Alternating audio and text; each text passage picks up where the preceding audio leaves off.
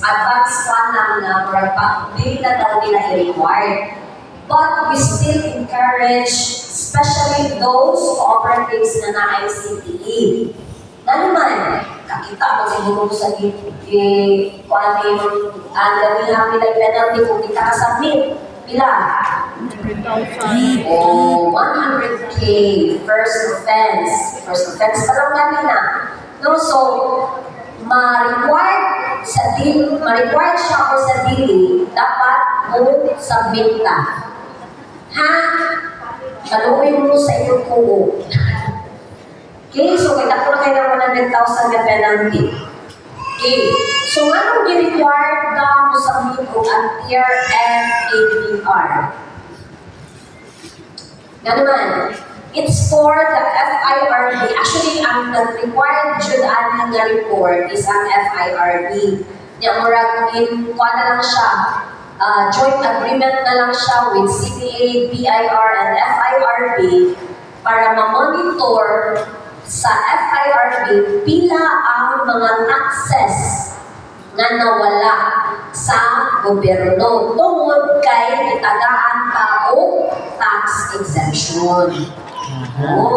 Yung asa sad na padulong ang tax nga na-enjoy sa co-op o na ilahang rasunan ipasabitaan ni. Oo. So, mana, sa pag-fill up ani, di kita mo assume na tungod natay CPA, ako ng 0-0han nila ang reports. Ang purpose aning reports is for them to know pila di ay ang tax nga wala sa gobyerno or na-enjoy sa cooperative tungod kay naamoy CPA. So, pangutana, automatic ba mag-tax exempt ang cooperative? Dili. You have to comply the requirements sa BIR. Although sa ato ang tax code, na siya dito, tax exempt ta, but it doesn't mean automatic. Kaya naano tayo kung gusto nga, i-insist yun nila nga, wala, tax exempt yun daw ka. Karoon kayo, wala sila mag-apply o tax exemption. So, gigugod yun sila sa BIR. Oh, so di kita mag-assume nga, kay more na natin ba ni pag-buong ta kay tax exempt, why tax? Dili. Na-adyo na siya tax kung wala kay certificate of tax exemption. Okay? Klaro? So, what is ATIR and ABR? ATIR is Annual Tax Incentive Report. So, unsa may naadin ha? Again, it's income tax. So, it's more on income sa ato ang co-ops. No? More on taxes sa ato ang co-ops. So, ang natin nga is, it's the income tax and the business tax. So, ato na i-elaborate later. Then, APR, it's more on the benefits. So, reporting to the FIRB, what are the benefits? No? Mga itong dihatag on behalf sa mga taxes na supposedly ba yung ihatag sa gobyerno. Kung sa yung mga benepisyo ihatag sa co-op, nahatag sa cooperative, sa ato ang community. Actually, no, na ang co-adjun. Okay? So, mga na siya ang kayo. So, in submission, dapat duhadjun na siya. Dili na siya or, and yun na siya. Absence of one report considered as non-submission. Ha? Klaro ha? Kay naaro pa last year, although makasabot sa last year, kay duhaman siya ka-link, actually tulog, kaya apil pa sa amo sa Region 7. So, this year, submission of this report is only on one link na lang. So, hindi na dyan malibog to sa kadaghang links. So, sa unang tulog siya, so, dahil tendency nga, sa ka-link, wala mang fill-upan. So, wala, sad to say, actually, ako ba na ito, ako na yung tawagan, but sad to say, wala niya ako ni-comply. No? So, ako kung madala ako sa kanilang letter, or kanang i-paano sa sila adoptions. Kaya di ba, even BIR, hindi ko paano yun siya yung na every year, di ba, na nagsipit yun siya o once at one. Pero hindi lang mo kumpiyansa. Oh yes, mukalit na siya. Especially during your renewal sa CPA. No, last year, okay ka sa akin. Ikaw may madali, BIR o kuhan na anak. Wala na may bayranan. But careful mo, individual ninyo, open cases, penalties, anak na dahil na siya. So careful ka ha. So kung ngayon siya required to yearly should mo mag-apply. Okay? Kasi BIR ba, di na ba yun na siya magpahangyo? It should. So, kana siya. Okay, so at year-end ADR, where to submit and download the report template? So, asa ka makakuha sa template? So, sa karon, unlike before, wala ni mga yung template or hard copy. Depende na lang ninyo, magpa-receive mo or delete. Diba? Last year, tungkol sa links sa mo ipa-fill up. Sa karon, kana siya, pangalan na yung page sa akong hard copy. Ay, no, hard copy is soft copy, but kato yung na-signed. Asa ang Excel format yun niya. So, kuha ka report. Excel format and the PDF na format. So, kung nag-Excel, pwede na wala siya yung signature. Ayaw lang tanging isig, ayaw lang kabalang wala ng isig. Kaya pwede na siya wala yung signature. Pero sa PDF, dapat signed din siya. Freshly signed. Then i-scan, then usa i-upload. O na siya. Hindi pwede na isig na i-upload. Mo pwede i-scan, mo pwede i-upload. Dapat fresh signature na supposedly. Kaya wala pa man tayo guidelines na i-allow ang isig or electronic signature. Okay, so asa ka kukuha o na ito ang template na asa ako ang website www.cba.gov.ph.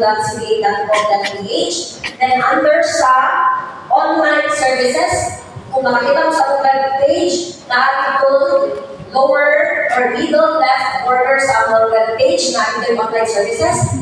Under sa submission of reports, so i-click lang ang submission of reports, then kana ang gawas na page. Then after kung hindi mo sure o saan mag-fill up na tayo user guide, i-download lang ninyo ang user guide. No? Natin na. Then, to get started, so click get started. So, mali ang ipakita na niya ni Ma'am Ann, di ba? Kung asa ka sa kais, i-upload na siya ng page. So, for adhere and ADR, kanang first or step 1. For with subsisting valid CPE, fill out adhere and ADR form and upload here. So, i-click ko ng adhere and ADR, kanang siya.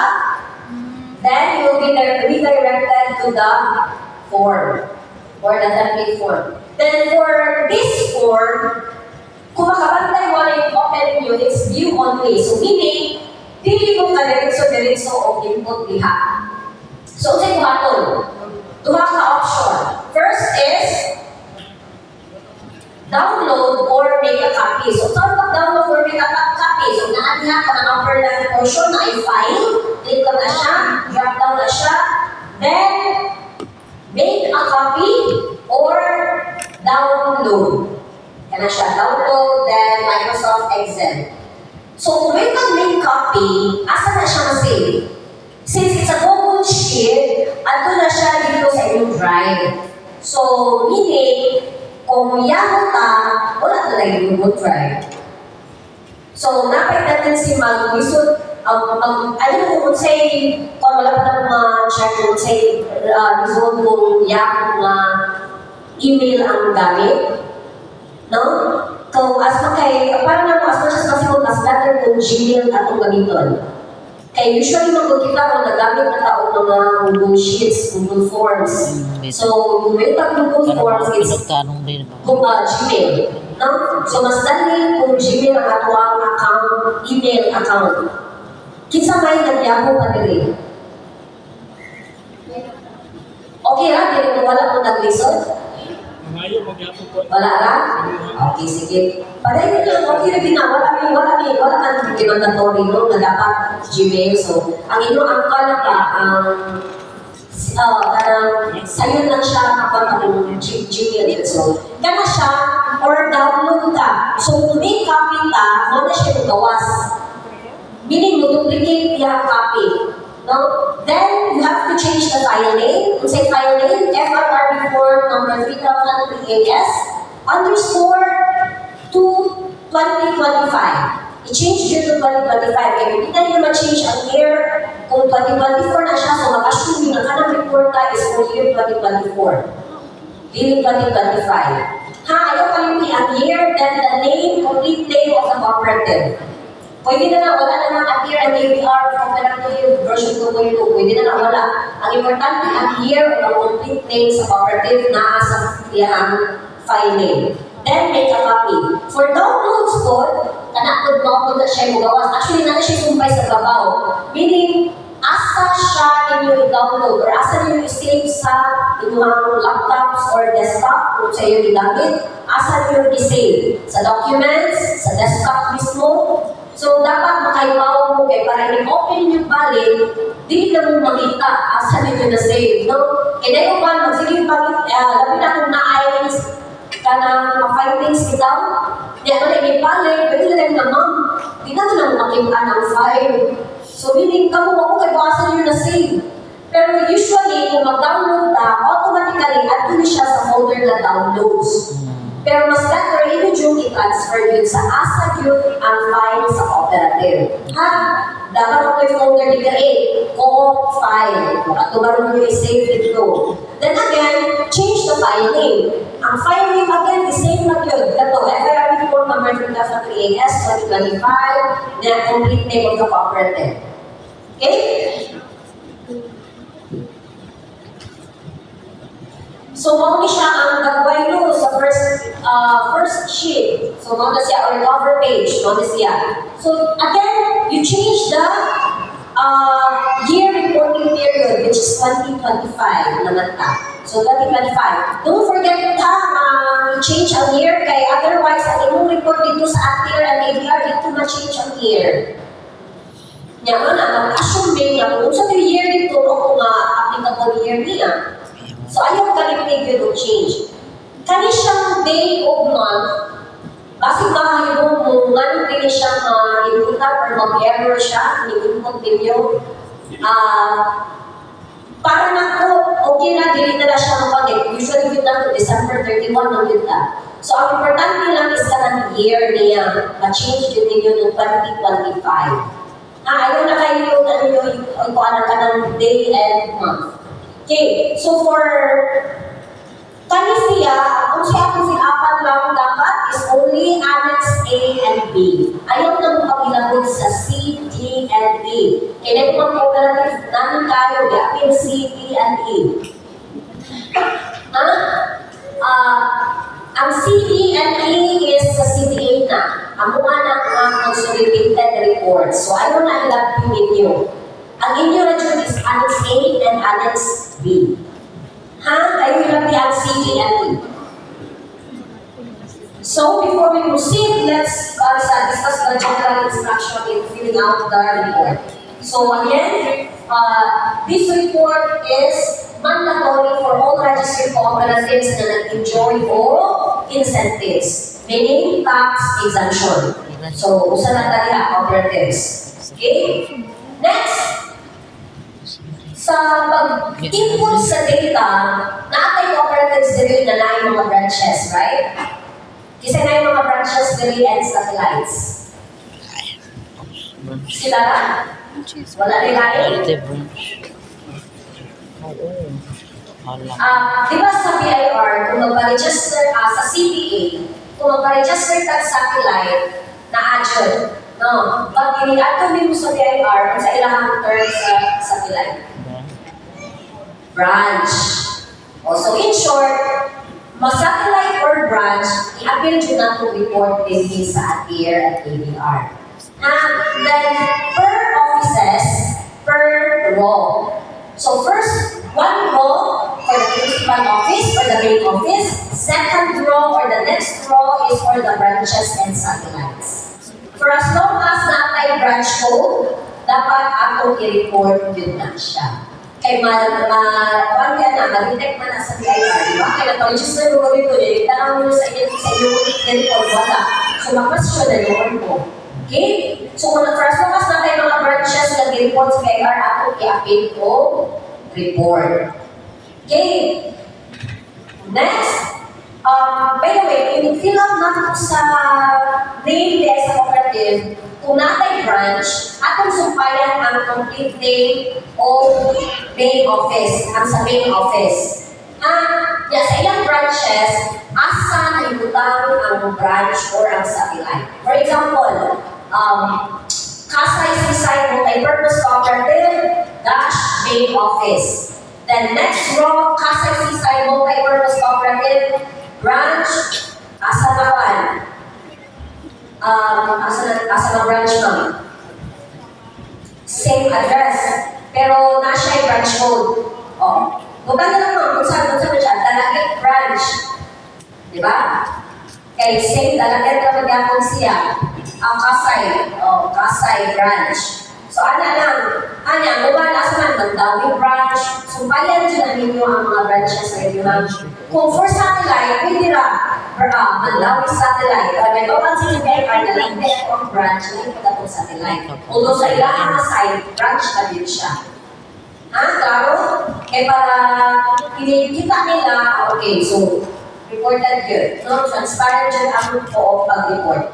Then, mag-start mag-input, by the way, sa row 16.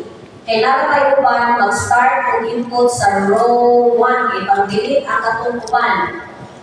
Ayaw mo pag-delete sa report.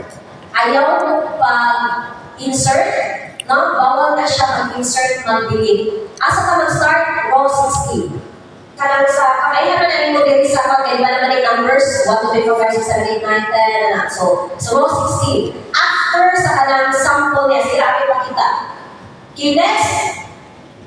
Pag-input sa data in all capital letters. In all capital letters. Para consistent ang ako ang consolidation. Then, do not insert, add, or delete columns. Then, do not leave field blank. Any fields blank. So, kung zero gani siya, i-type din ang zero. Although, iniwan mo type of zero, bawas ang kanang dash, sa na hyphen kamay, ano na siya? Zero na siya. Ayaw siya bang kuhin yun. Na kung kuhan ang data niya in words, so na NA. Kung wala kuhan ang data. Okay? Basta ayaw siya din yung kuhan yung field na walay data. Kaya pag-ibig mo rin, either yung ito yung blanco or nakalimutan. No, di man pwede nga mag-assume na na-adjust na siya o wala. So it's up, kamura yun na sayang sa mga data. Okay. Then, ayaw mo ito pagutang kanang word na PHP. Diba, usually sa ito, conscious data sa ito ang nagtang na natin kay pesos din siya. Sa butang na natin na sa Pilipinas, so yung peso pinato ang mga value na. Okay? Then, kanang word na P. Ayaw na siya gamitan. Then, do not input any negative value. So, kung negative inyo ang reserve fund, zero yun na siya. Pero para na ako, mas dali ko dito kung naman negative. Kaya bakit mo sinama kung negative at tayo lang reserve? No? Okay? Next, kanang sa cells na naka-orange, dili na natin nilagdan. It's automatic. It's automatic summation or reduction. So, ayaw na natin yung hilagti. Kailangan ba yung ban, kaya tungkol di silang balance, ilang pugsog yun. No, i-force balance. So, ayaw na yung i-force balance. Automatic na siya. Okay? Next, again, define name. Ako na lang discuss na nagpalit na niya. Then, last but not the least, sa report na to, nasa pinakal bottom ng left portion, na-add dito na pin kung kanin si either manager or si chairperson. Actually, pwede siya authorize sa representative, but dapat ang iyang authorization is notarized. Pagkamahan na ng di ba yung pagkasulas yung gastos ng tatlo. Pagkirmahan na lang din yung si manager or si chairperson. Okay? So, kana. Then, by the way, basta kayo kung wala na din makita, ma'am. Lagi na siya sa pinaka-upos. Kasi kung ako ninyo para makita siya, pag-hide lang buong kanang mga roles. Kanang hindi ko rin makita ba? Sa kapag paper dito ang signatory. Kaya usually yun na to, usa ka data, may office na ta, wala tayo branches. At yan sa kanang mga billionaire na itong ako, na na-adjoin mga dalang branches na 100 copy na. So, wala pa sa sa kapag paper. Ang kita, usa na office lang, principal office lang, i-highlight na itong rows na to. I-highlight lang, right-click, then hide. No, para mo sa promotion asa natin problema si manager o si chairperson. Then, by the way, print ayaw in town kanang tawag pinumita si kabasa. Isunod yun nila sa usang kapag paper, kaya bakit sayang ang pag-paper. Kung mahimo, kanang babasa dyan na mo siya, no? Pero ito ano sa ako lumabit ka. So, pinakamalala 2 to 3 pages ang appear, then 2 pages ang APR yun, ang pinakamalala na mababasa siya. Ayaw mo kawa na sumay siya sa live page. Ano din na siya, itaas mo mo na siya ng report. So, importante mabasa siya ng report. Ha? Ayaw yung i-put o usa ka ba ng paper na may visa. No? Okay. So, mo siya ang general instructions or guidelines. So, mo siya ang gagawin sa atong appear. Di naman siguro this is not you that you know that one comply na siya dati last year. So, ano na lang i-review kung sa mga data. So, for a year, kung sa mga data din ha. Number 1 is the CDA registration number. Again, it starts with 9520. Then, number 1, na instruction na din ito tamang hyphen, butangan dyan yung hyphen. Yan, kung butangan hyphen, hindi butangan hyphen. Ano ba talaga? No? So, kaya siya, sa registration number, naatin na siya yung hyphen. So, 9520 hyphen, then supply. Ayaw itong set, diba? Tingaranan ko na registration number. Kani siya is under 9520. So, 9520 dash number. Next, PIN or tax identification number. By the way, aware ba ang ako na din na, for example, natin mga inactive na members, ang atong kuhaan radio is only na active. O, kaya naman ko mo rason na huwag nakuha og CPI tungkol kay namin o mga inactive na members walay PIN number. Diba, gitubang na sa BIR, nagpagawa sila o revenue regulation na pwede makakuha o CPI ang co-op, usabit lang sila o list of inactive members o list of active members. Kaya bali ang ilang